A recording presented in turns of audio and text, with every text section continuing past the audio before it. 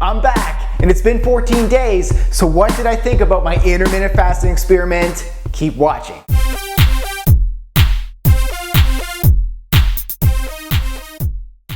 What's good, Live Leaner? I'm Brad Guthrow, the #1 expert on living lean 365 days a year and your host of LiveLeanTV. So 14 days ago, I shot a video to answer your questions about what I thought about intermittent fasting.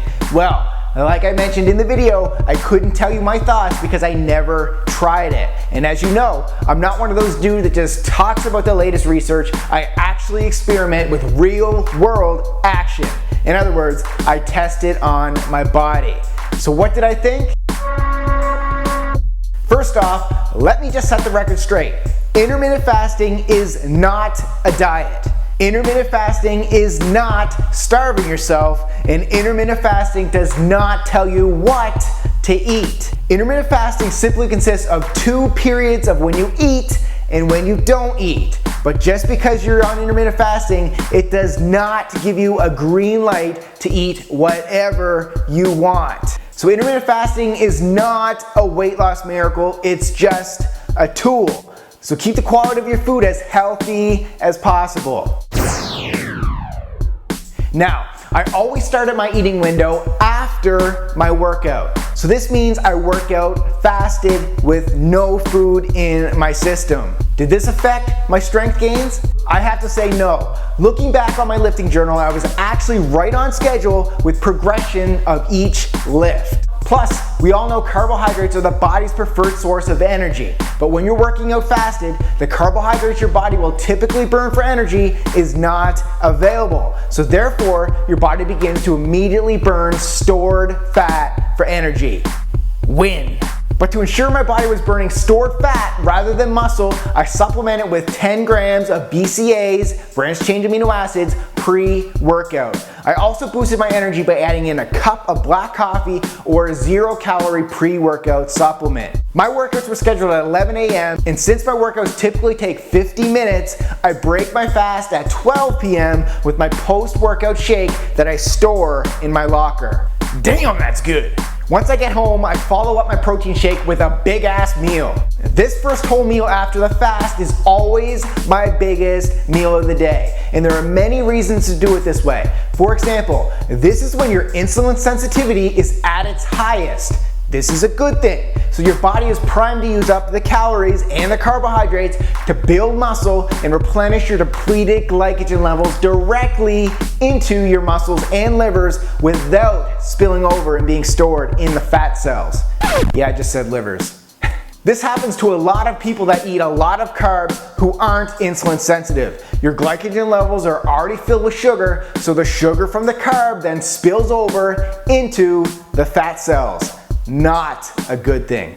I typically would then have 2 more meals up until 8 p.m. that night. Then the fast kicks in and you do it all over again. That's intermittent fasting using the 16-8 method. So all in all, I didn't starve myself. I was still consuming the same amount of calories as I did before I started intermittent fasting, but I was just eating in a smaller window. And I have to admit, getting in all of those calories in a shorter window has been somewhat of a challenge. So if your goal is to add more muscle, intermittent fasting may not be optimal.